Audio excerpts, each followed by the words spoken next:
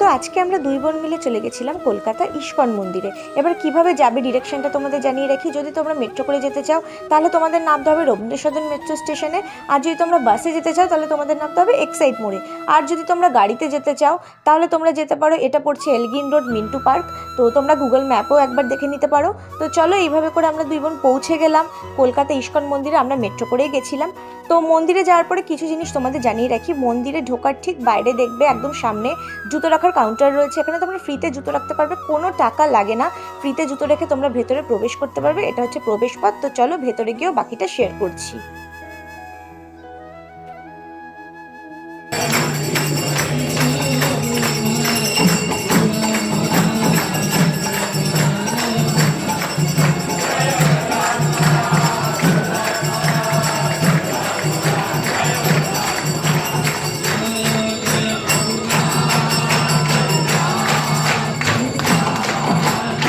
তো ভেতরটা তোমাদের যত সম্ভব আমি দেখানোর চেষ্টা করলাম, রাধা মাধবের দর্শন করানোর চেষ্টা করলাম।